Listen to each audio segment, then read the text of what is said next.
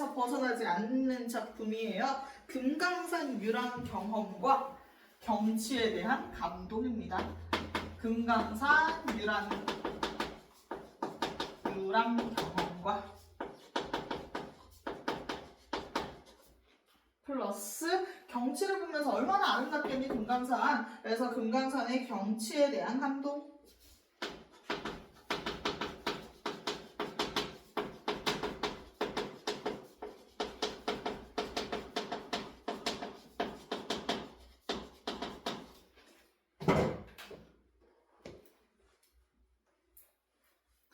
자, 근데 이제 얘가 보편적인 그 유람 시들, 자연 친화 시들이랑은 뭐 약간의 또 차이점이 있기는 해서요. 그 정도 잡고 가도록 하겠습니다. 먼저 이 친구는 당연히 갈래는 가사고요.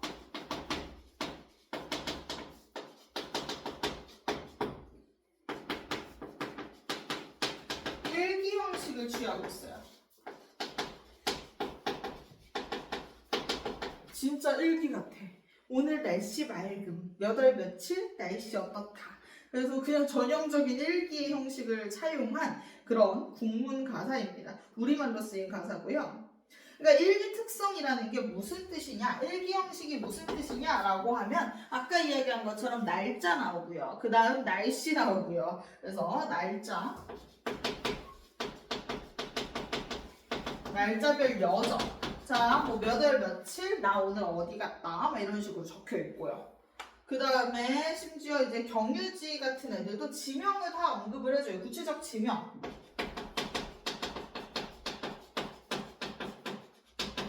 다른 가사들 보면 막 그렇게 구체적 지명 없고, 너희도 3인곡 같은 가사 봐서 알겠지만 그때 생각해보면 어때? 되게 추상적으로만 얘기를 하잖아. 뭐 광한견 막 이러면서 얘기하는데 여기는 아니야. 그래서 정확히 어디에 갔다 그러면서 딱 그 지점을 얘기를 해주고요. 그리고 나서 얘가 여기서 뭘 보고 뭘 느꼈는지 견문까지,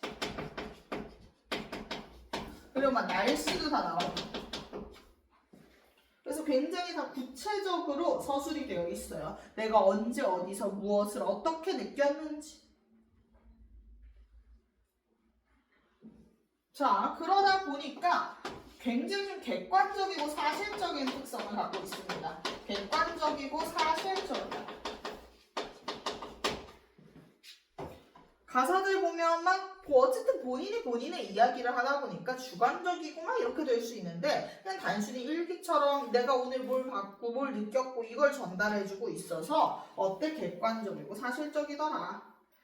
자, 그래서 전기 기행 가사에서 흔히 보이는 서정성이나 유교적 가치관 같은 건 없다라고 생각하시면 됩니다. 우리 그 전기 가사라고 하면 흔히 보편적으로 이야기하는 정철의 가사 생각하면 되거든. 거기 보면 다 솔직히 정철 어떤 시를 쓰든 결론은 뭐야? 임금님 사랑해요, 임금님 충성 이거잖아. 그 느낌이 좀 싹 빠져있다고 생각하시면 돼요. 그래서 여기에 뭐라고 적어줄 거냐면 객관적이고 사실적이라는 특성이 전기 기행 가사와 좀 다릅니다. 기존의 뭔가 정철틱한 그런 기행 가사들과는 좀 달라. 전기 기행 가사는 좀 유교적인 성격을 빼먹지를 않았거든. 그러니까 뭐만 하면 끝에 가서 임금님 덕분입니다. 약간 이런 느낌인데 이게 지금 좀 없어요. 그런 성격이.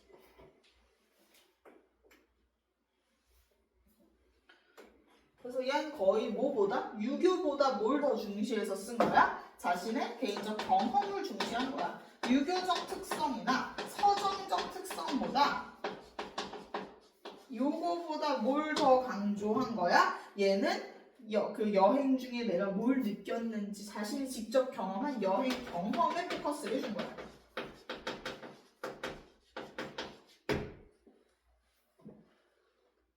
그리고 마지막 특징, 말이 좀 빨라요. 그러니까 좀 말이 빠른 호흡으로 진행이 되고 있거든요. 그러니까 일기 보면 너희도 일기는 어때? 길게 쓰면 솔직히 그냥 미사여구나 자신의 감정만 길어질 뿐이지, 그냥 내가 어디서 뭘 보고 뭘 느꼈다 굉장히 심플하게 들어가잖아. 그래서 짧고 빠르게 들어갑니다. 빠른 호흡으로 여러 지명을 따다다다다 다 얘기를 해줘. 빠른 호흡으로 제시가 돼요. 그리고 나서 너무 좀 인상적이야. 진짜 너무 멋진 걸 내가 봤어. 그러면 좀 천천히 진행합니다. 인상적일 때 호흡을 늦춰요. 빠른 호흡으로 전반적으로 나 지금 어디 갔고 저기 갔고 여기 갔으면서 얘기하다가 인상적인 경치나 풍광이 나오면 인상적일 때 호흡을 늦춥니다.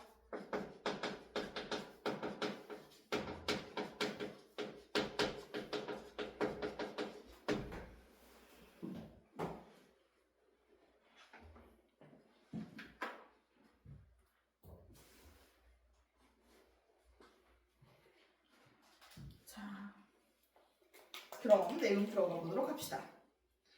우리 이제 금강산 어디 있는지는 알지? 북한에 있는데 그 서쪽이야 동쪽이야? 어떤 거요? 소란이요? 아니 금강산. 여기요. 여기 북한이 그러니까 기준이 뭐냐에 따라 다르겠지만 강원도 쪽에 있지? 강원도는 동쪽이긴 하지, 그치? 단동지방이라고 부르니까. 그래서 강원도 쪽에 있다고 생각하시면 됩니다. 거기 강원도 얘들 원래는 하나였던 거 알지? 우린 한 민족이었었기 때문에 그 강원도가 이렇게 지금 분리가 되어 있지. 북한이 일부 가져갔고 우리가 일부를 갖고 있는 거잖아. 그래서 강원도의 철원이라는 지역은 그 딱 우리 요즘 군사 그 지역으로 불려지지. 내 동생 이제 군대 가거든. 그래서 예? 좀 늦지 않아요? 그러니까 어리잖아. 내 동생도 어리고 그런 거야. 쌤 동생 여자인 줄 알았어. 지금까지. 남자야. 내 동생은 아직 20대 초반에 나이 차이가 많이 나가지고 그래서 이렇게 이제 군대 가는데 육군 간대. 어디로 가신대요? 강원도인 것 같던데. 친구랑 동반 입대를 한대. 동반 입대하면 전방 배치라는데 뭐 그렇게 한다고 하더라. 어쨌든 그래서 뭐 철원 하니까 갑자기 생각이 났습니다.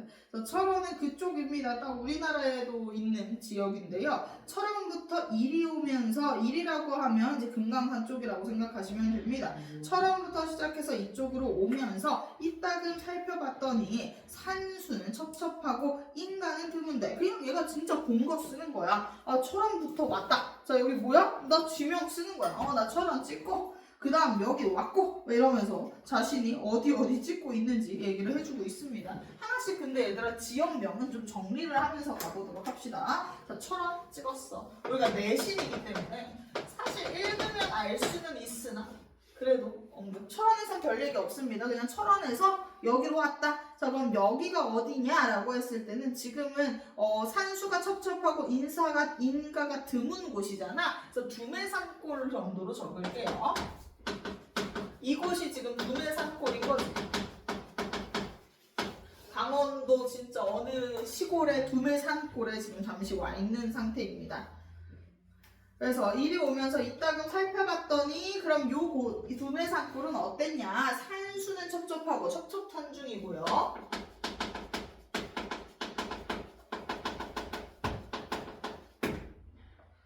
인간은 드물어요. 그치? 사람은 없어요. 있긴 해. 근데 적어.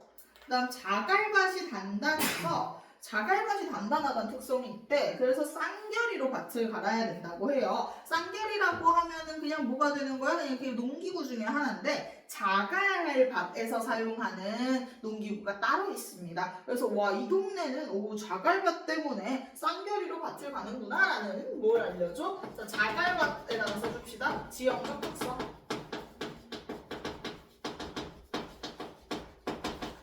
얘는 그러니까 이곳에서 막 뭐 내가 어떤 감상에 잠겼다 이게 아니라 약간 틴 감성이 좀 강하지. 여기는 자갈밭이라서 이거 쌍겨리를 쓰네 이런 식으로.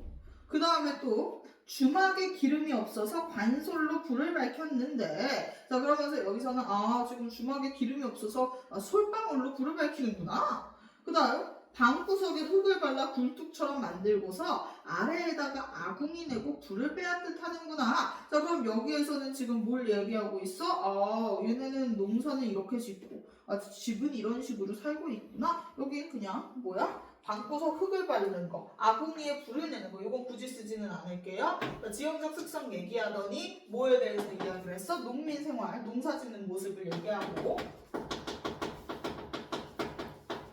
그러다가 그 아래 파트에서는 이렇게 흙을 바르고 어쩌고 저쩌고 하면서 주거 생활을 하는구나. 주거 생활은 굳이 내용을 적진 않겠습니다. 주막에 기름이 없어서 관솔로 불을 밝히기도 하는구나. 그 다음 뭐 방구석에 흙을 발라서 굴뚝처럼 만드는구나. 그리고 아궁이에다가 불을 떼는구나. 이런 게 다 주거 환경이 되는 거죠. 그래서 얘네들은 이렇게 하고 사는구나를 두매산골에서 얘기를 해주고 있습니다. 철원에서 두매산골을 지나서 이제 우리가 장우고개라는 고개로 넘어가게 됩니다. 자, 갯벌을 베어다가 바자처럼 엮어 짜서 채마가 둘러마가 울타리 삼고, 여기도 그냥 싹 다 아직 주거 환경 설명하는 부분이에요. 별로 어렵지 않습니다. 갯벌들을 베어다가 바자처럼 엮어가지고 채마밭을 둘러막아가지고 울타리를 삼는구나. 그러니까 요게 버들 같은 거 이렇게 삐삐삐삐 해가지고 이렇게 엮어가지고 울타리를 썼대. 그 다음 읍내와 역정 중에 넉넉하게 사는 집은, 조금 그래도 좀 잘 사는 집들은요, 얇은 청석 너와 쪽으로 지붕을 덮었는데 삐져나온 틈 속으로 하늘이 비친대. 그러니까 좀 잘 사는 집들은 이렇게 좀 얇은 청석 너와 같은 걸로 이렇게 지붕을 쫙 덮었는데 지붕이 좀 허술해서 살짝씩 이렇게 하늘이 비치더래. 그 다음 아주 깊은 두매산골 풍속이 수수해서 세간살이 집 꾸밈이 투박하고 힘들어 보인다. 자, 이렇게 이야기를 합니다. 자, 여기까지가 두매산골 얘기라고 생각하면 돼. 계속 주거 생활에 대해서 디테일하게 얘기를 해준 부분이라 뭐 별다르게 더 적을 만한 건 없을 것 같은데요. 자, 여기 보면 지붕 허술하다 정도는 잡아놓고 갑시다. 이들이 지붕을 지어서 뭐 쓰기는 쓰는데, 그러니까 약간 좀 얇은 걸로 아까 만들었다고 했잖아. 그래서 지붕은 좀 허술하구나. 그 다음 두뇌산골이 풍속이 좀 수수해. 그래서 막 그렇게 화려한 동네가 아니겠지 당연히. 그래서 세간삼림 집꾸밈이 그래서 평가를 제시합니다. 그래서 두뇌산골에서 화자의 주관적 평가가 한마디 나와. 되게 짧지, 없지는 않아. 당연히 일기에서도 우리가 오늘 행복했다, 기뻤다 이 정도 쓰잖아. 그래서 얘도 이렇게 주관적 평가에 짧게 집어넣기는 합니다. 그래서 주관적 평가,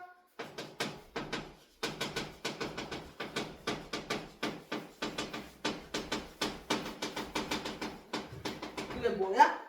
투박하고 힘들어 보인다.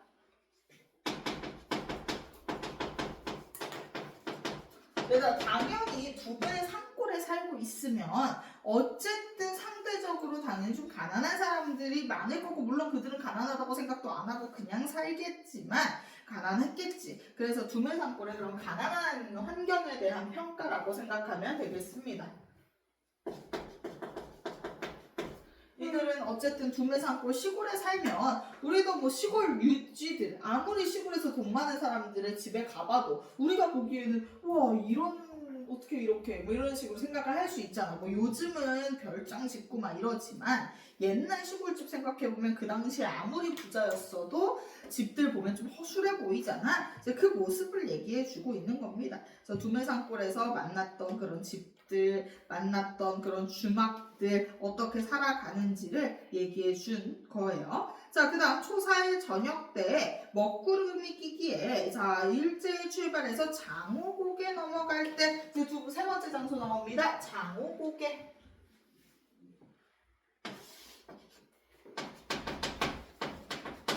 자, 근데 지금 보면 앞줄에 뭐라고 적혀 있어? 초사일 저녁 때에다가 날짜. 두뇌산골이 철원이 아니라 철원에서 절로 간 거예요. 맞아. 철원에서 두뇌산골, 그러니까 철원에서 사실 장호국에 이동하던 중에 만나게 된 두뇌산골이라고 생각하시면 됩니다. 그래서 소사일 저녁에 이 날짜 제시했고요. 그리고 나서 먹구름 낀다. 거의 완전 일기지. 날짜와 날씨를 주고 있으니 완전한 일기 형식입니다.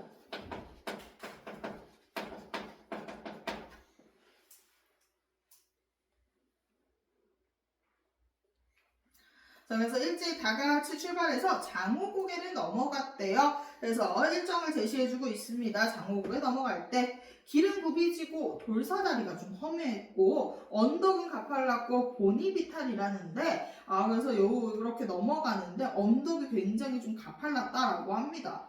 그렇대. 그냥 그렇구나 정도만 읽으면 돼. 한 고개 넘어서니 또 한 고개가 있어.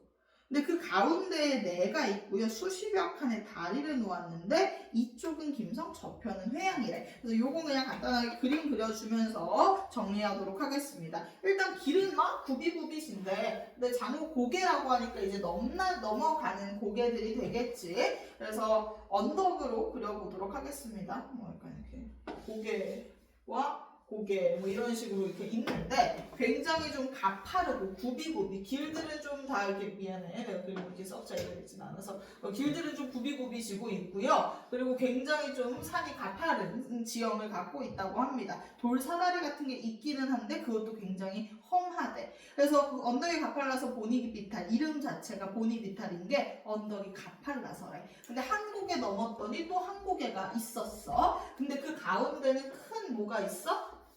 내가 있어. 이렇게 물이 있어. 큰 이제 졸졸졸 흐르는 물이 있고요. 그러니까 넘어가기 위해서 뭐가 있어? 수십여 칸 다리를 놓았어요. 이렇게 넘어가기 위해서 다리를 놓았는데 신기하게 한쪽은 김성, 이쪽은 김성이고 이쪽은 회양이래. 너희 이런 거 알지 않아? 그러니까 진짜 우리 이 동네도 보면 딱 경계잖아. 서대문구와 은평구의 경계잖아. 그것처럼 이 다리를 넘어가기 전에는 김성, 이 다리 넘어가면 회양이라는 지역이구나 라는 겁니다. 그래서 하류 얕은 곳에 거룻배를 메어두고 장마에 다리가 떠내려가면 행인을 건네준다네. 사실은 이제 이게 다리가 거의 돌다리였던 것 같기는 해요. 그래서 만약에 장마가 내려가지고 다리가 떠내려가면 거룻배로 행인을 건네준다라고 합니다. 만약에 이 다리를 돌다리로 그립시다. 네, 돌다리인 것 같아요. 돌다리가 이렇게 있는데 만약에 장마가 와서 얘가 이제 없어져? 그러면 이들을 건네다 주기 위한 배가 하나 또 준비가 되어 있다라고 해요. 넘어가서. 그렇구나. 근데 여기 지금 건네준다네를 보면 알겠지만 지금 다리가 떠내려갔다고 하면 O야 X야? 그건 X야. 지금은 다리가 떠내려가진 않았어. 지금 날씨는 먹구름이 끼긴 했지만 장마가 오지는 않는단 말이야. 그렇기 때문에 장마를 만약에 다리가 떠내려가면 행인을 권해준대 라는 이 들은 이야기를 전달해주는 거죠. 거기다 써줍시다. 들은 이야기를 전달해줘. 뭔가 남한테 들었던 내용을 이렇게 전달해주는 거야.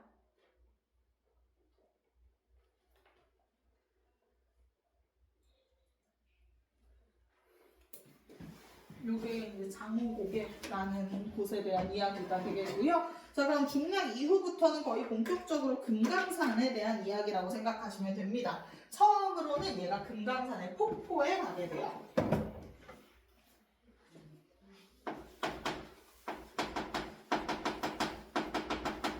여기 갑자기 이런 거 그리니까 그거 생각나네. 면왕적 같아. 면왕적 뭐였죠? 진짜 있었어. 날개 같은 집이 있고 막 기억 안 나지? 그거 이름은 기억나요? 이름 기억이 나요? 좀 어려웠던 것 같아요. 뭘요? 되게 쉬운데나? 고1 때도 했고 고2 때도 했나? 기억이 안 나. 거의 언제 중간에 집중했어요? 주말? 어렵던데.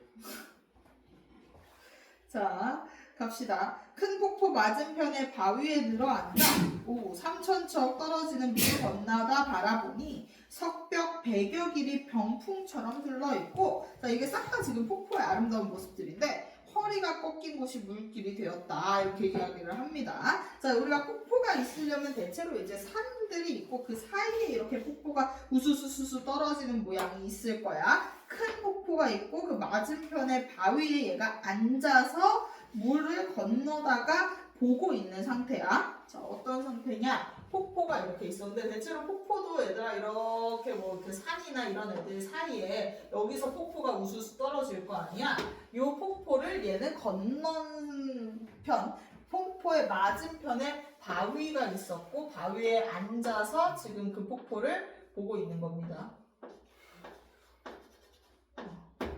그래서 얘가 지금 폭포야. 자, 근데 3,000척이 떨어진대. 와, 엄청 높이 파바박 떨어지고 있는 거지. 자, 3,000척 떨어진다. 거기에다가 써줍시다. 구체적 수치. 구수. 네.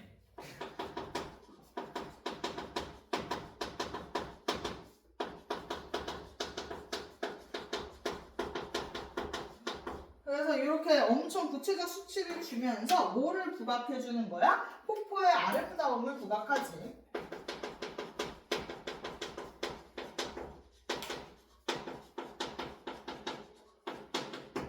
진짜 3,000척이나 떨어지나 봐 이러면서.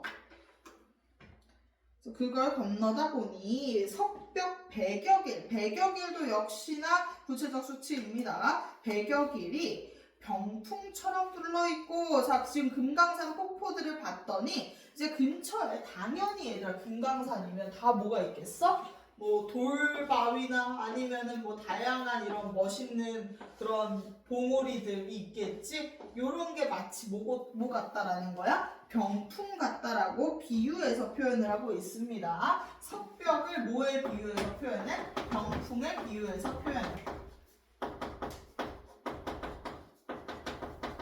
얘도 지금 다 아름다움을 표현하는 내용들이지. 3,000척 떨어지고 병풍처럼 지겹고 둘러있고 막 이러면 굉장히 아름다운 모습들을 얘기하는 건데, 지금 뭐에 따라서 시상을 전개하고 있어? 먼저 처음에 뭐 봤다가 폭포 봤다가 그 다음 주변에 있는 석벽 봤다가 그 다음에 또 다시 폭포 보거든. 그래서 본인의 시선의 이동에 따라서 시상을 계속 전개하고 있습니다.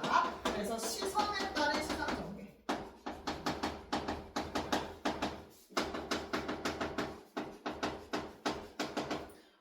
폭포 봤다가 산 봤다가 석벽 봤다가 막 이런 거 있구나. 그러다가 이제 허리가 꺾인 곳이라는 표현을 쓰지. 여기가 바로 허리가 꺾인 곳이야 얘들아. 요게 있지. 요렇게가 이제 허리가 꺾였어. 산 기슭 보면 이렇게 허리가 이렇게 되어 있는 요쪽을 허리라고 지칭을 하는 거야.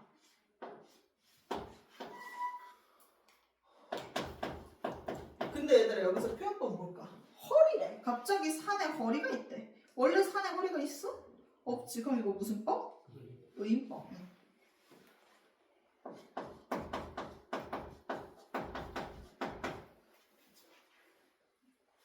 산허리 꼭 꺾인 곳이 물길이 되어서. 근데 비 온 후 성난 폭포가 몇 층을 보태어서, 그러니까 비가 오면 얘들아 폭포가 더 세게 화바박 내릴 거 아니야. 자, 비 온 후에다가 얘들아 이때랑 날씨가 당연히 달라. 장어고개 때는 먹구름이었고, 그럼 금강산 폭포 오늘의 날씨 알 수 있겠네. 날씨는 뭐야? 비 온 후입니다. 먹구름이 아까 꼈다고 하더니 비 온 후에다가 써주세요. 이게 바로 오늘의 날씨야. 비가 온 직후인가 봐. 그 사이에 중략 부분에서 비가 내렸었고 지금은 비가 온 뒤의 날씨야. 그러니까 성난 폭포, 성난이라고 썼네. 폭포를 또 역시나 뭐하고 있어? 의인법 사용하고 있습니다. 이 폭포가 애가 그냥 더 세게 와다다 파바바바박 떨어지고 있는 상태인 거야. 그래서 몇 층을 보태어서 흰 비단 들이우고 옥기둥 세운 듯이. 자, 이게 뭐냐면 얘들아 흰 비단을 들이운대. 우리 폭포가 그냥 한 줄로 떨어지지 않잖아. 어떤 느낌으로 떨어져? 되게 진짜 이렇게 여러 굽이 있는 것처럼 떨어지지 않아? 그래서 한 층을 더 더했다라고 하는 것도 평소보다 더 폭이 뭔가 크게 파바박 떨어지고 있다는 모습을, 좀 두껍게 물이 떨어지고 있다는 걸 한 층을 보탰다라고 표현을 한 거고, 몇 층을 보탰다. 그리고 흰 비단을 들이우고 이게 바로 흰 비단 같다라는 겁니다. 여기 흰색이잖아. 뭐 폭포 떨어지는 거 보면 흰색 물이 쾅쾅쾅쾅 떨어지지. 너희 뭐 제주도 갔잖아. 그때 보지 않았니? 폭포 같은 거 애들 늘 보는 거 같던데, 뭐 제주도 가면 봐서 기억할 거잖아. 요게 바로 비단을 비유하는 말입니다. 비단을 비유해요. 흰 비단. 제일 안 가는. 오늘 그 가잖아, 그 수학여행들. 저 수영이 안 갔어. 아하. 너 갔어?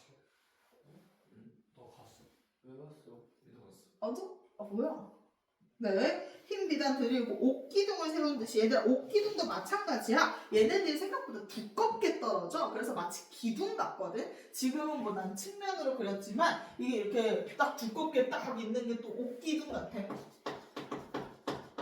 다 뭘 빗대는 표현인 거야? 폭포를 빗대는 표현입니다. 흰 비단과 옥기둥은 모두 원관념이 뭐야? 폭포야.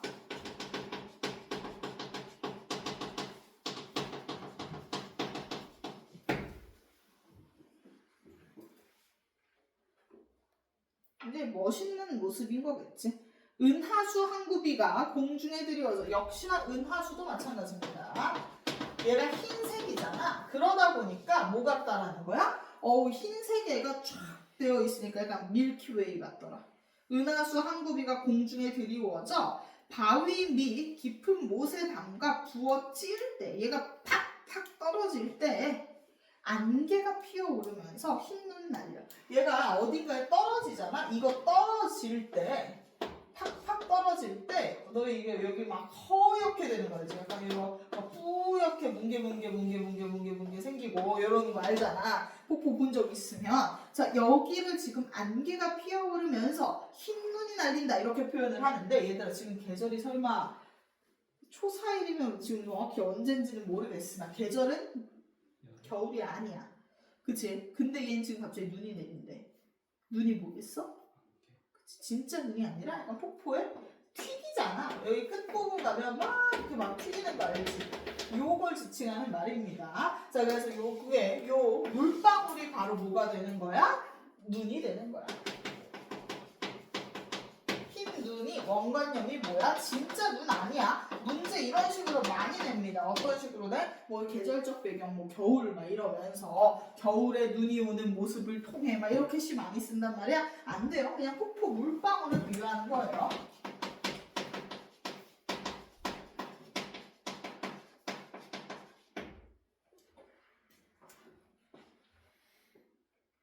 그러면서 금강산 폭포 중에 금강산의 폭포가 진짜 많거든. 나중에 이제 금강산으로 쓴 뭐 여러 가사들이 있어. 뭐 이런 거 다 읽어보면 금강산의 폭포가 진짜 많구나 이걸 알 수 있는데 금강산 폭포 중에 최고가 여기래요. 그럼 여기서는 감탄하고 있는 거지. 그래서 지금 장관에 대한 감탄을 드러내고 있습니다. 여기서도 얘가 뭐를 드러내긴 해? 화자의 평가를 드러내요. 감탄이지. 야, 금강산 폭포 중 너가 따봉이다, 왔다다 이러면서 우리가 감탄하고 있습니다. 아이고. 자, 이제 얼마 안 남았습니다. 이제 금강문을 갈 거예요. 나왔는데요? 많이 나왔. 아니야, 얼마 안 남았어. 금강. 금강문 이거 금락국의 집까지. 주막까지만 가면 끝나. 주말까지 가면 집 가는 거예요? 아니야. 그럼 쉬는 시간이야. 자, 그다음 금강산 폭포 갔고, 그다음 금강문이라는 거예요.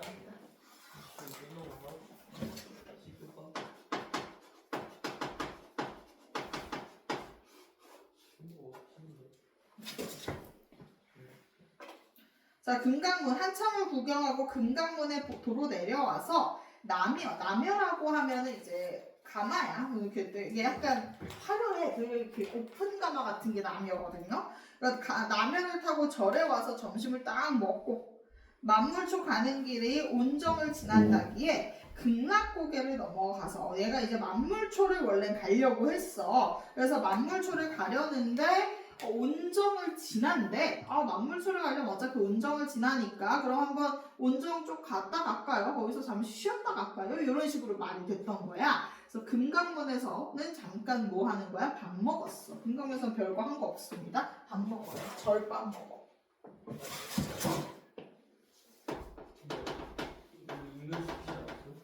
맞아.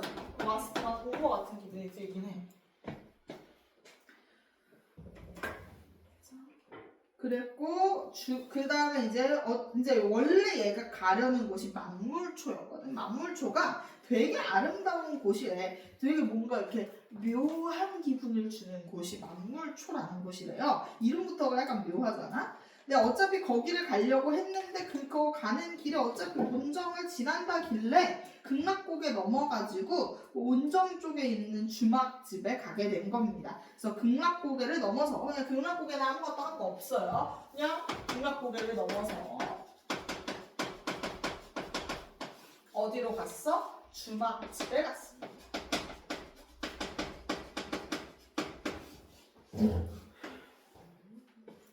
자, 주막집 바로 곁에 우물집이 지었길래, 그러니까 우물집이 지었다라고 하는 건 그냥 풍광 묘사, 어떤 생활상을 묘사한 거라고 보시면 되는데요. 우물집은 뭔지 알지? 너희 비 오면은 옛날에 강원도 지역에서는 이렇게 우물집 같은 걸 내서 비를 담았었어. 그래서 그 우물집이 지었다라는 건 뭐가 왔구나? 아, 진짜 비가 왔었구나라는 걸 알 수 있겠지. 문 열고 구경해. 얘는 어쨌든 이런 우물집이나 이런 것들도 다 신기할 테니까 문 열고 구경했어. 그랬더니 상아탕이 놓였는데 두 군데 똑같이 넓적한 돌로 네모지게 짰고 물빛은 흐릿하고 미지근하다 하네. 그래서 요게 이제 약간 그 우물집을 묘사하는 거래요. 우물집이 너희 사회 같은 거 통합사회 하면 아마 배우지 않았을까 싶은데 뭐 이렇게 생겼대. 그러니까 약간 상하탕에 이렇게 위아래로 이렇게 되어 있는데 똑같이 넓적한 돌로 네모지게 생긴 그런 우물집이 있대. 뭐 인터넷에서 우물집 한번 검색해 보세요.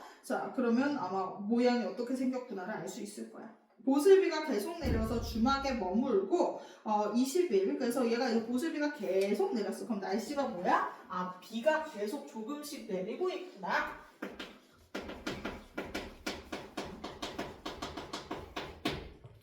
그리고 나서 이제 주막에서 머물었고요. 그래서 한동안 조금 머물러 있었다고 합니다. 그래서 21일 조반 후에 날 흐리고 안개 덮었는데 보슬비가 계속 내려서 좀 기다렸었고 이동을 안 했었고 그러다가 날이 좀 괜찮아졌어. 아, 날 흐리고 안개 덮었다.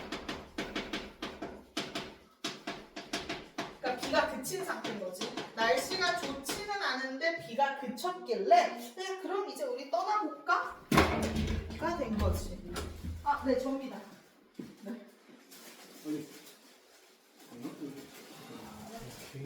아니죠? 네, 맞아요. 아니,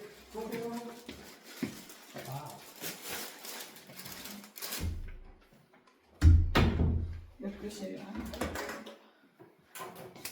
자,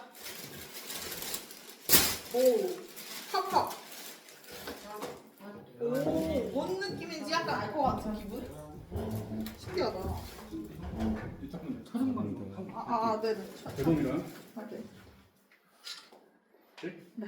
그래서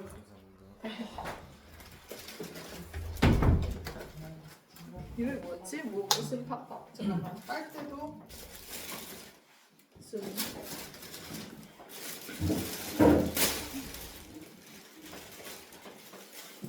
두꺼운 빨대. 쟤 뭐하니 지금? 뭐해? 도현이 보여주시고. 그 다음에 딸기옷을. 알겠어요. 이거 뭐야 이거 비닐 묶어야 돼요? 벗겨 먹지? 주고. 자, 그 다음에 재현이가 그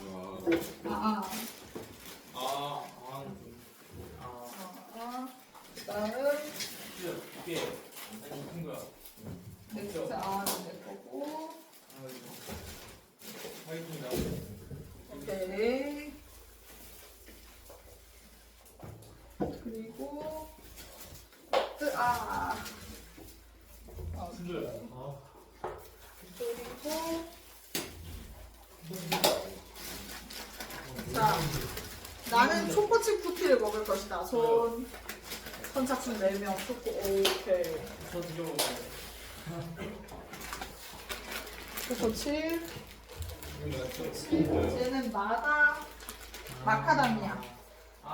저 마카다미 알레르기 없어요. 그래. 자, 초코칩. 난 초코가 좋다. 오케이. 자, 슈. 그다음 마카다미아로 갑니다. 마카다미아.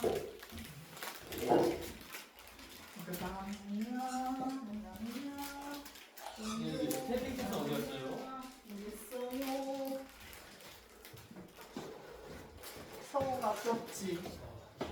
앞집 안녕. 보겠지? 이거 퀴즈 내야겠다. 우리가 중간에 뭘 먹었을까? 딸렸어. 퀴즈 내. 저 조금 더 휘두르면 되지. 그래서 검증해 내야겠다. 아 맞다. 지금이야. 이번에 네가 이겼어. 성우가 이겼어. 정우가 있어. 성원이가 이겼어. 제 점수를 모르겠어. 둘이 라이벌리가 있어서 나만 그렇게 생각했나? 사인했어? 아니 안 했어? 점수 확인하면 얘기해줘. 저 1점이요. 사인하지 마. 또 고이 애는 자기 사인 아직 안 해서 그 점수 자기 거 아니래. 자기 사인하기 전까지 자기 100점이래. 그럼 이승우도 아직 100점인데. 우리 승호 점수 알게 되면 얘기해주고. 1점 받았어. 소수연에서? 강의 책장 마셔. 1점 놀랐구나. 근데 소수령에서 깎일 게 있었나? 나 보면 다 노는 거 같은데. 조용히 해. 정우이 세장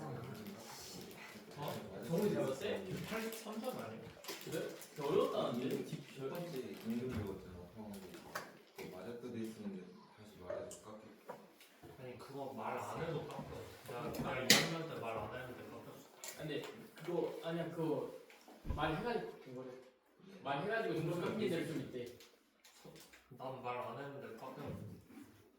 근데 임금이라 쓰는 건 진짜 임금이라 쓰고 우긴이가 있었거든. 너무 웃기다 그게.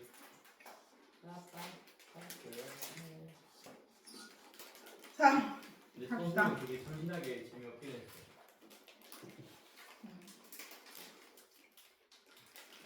이 정도 난이도로 또 냈으면 좋겠는데 딱 맞는데. 그래서 서수영 되게 놀랬어. 어떻게 예상한 거에서도 하나도 벗어나지 않게 나올 수 있지? 이러면서. 신도현 덕분에 한 문제 맞췄잖아요. 맞아. 역술법. 진짜. 진짜. 수업을 역시 좀 들어야 돼. 영만 씻고. 저는 안 들었는데. 들은 애들이 도와줘서 너가 그 점수 받은 거잖아. 진짜 그 용만 씨가 자꾸 자. 친구도 낙산할 때내 수업만 들으면 된다고 EBS랑 하는데 나는 용만 쌤 수업을 하나도 안 들었거든 EBS랑. 내 수업을 들었기 때문이야. 네. 자, 가보자.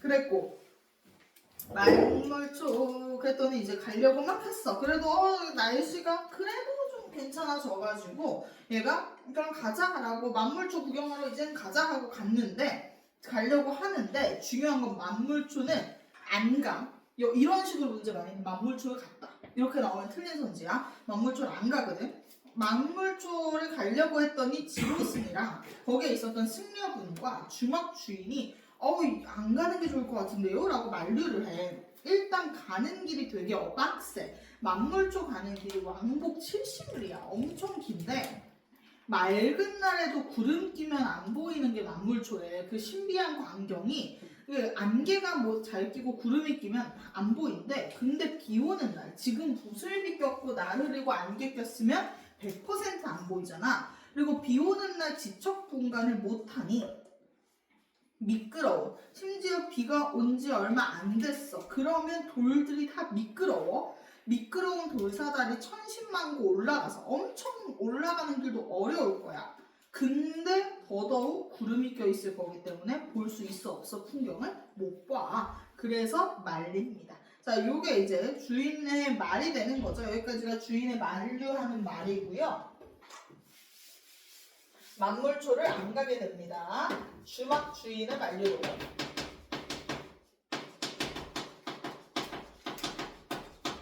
뭐를 근거로? 날씨 때문인 거지.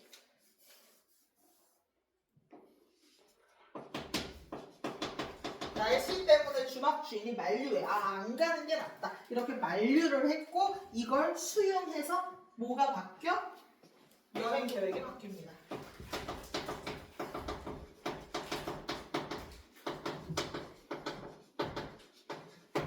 여행 계획을 바꾸게 돼요. 자, 들어보니 그럴듯하고 일행들도 옳다. 그래 그게 맞겠다라고 해서 공내산에 다시 올 약속을 만물초에 남겨두고 야 그럼 나중에 다시 오자 라고 하고 행장을 다시 차려서 이제 어디로 향해?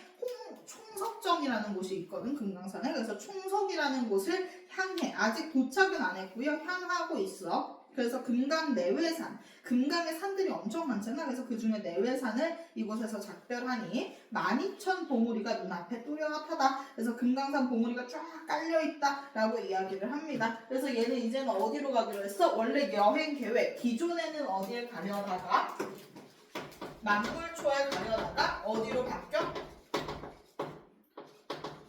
총석으로 바뀌게 되는 거죠. 그래서 총석으로 이제 떠나는 장면이 나옵니다.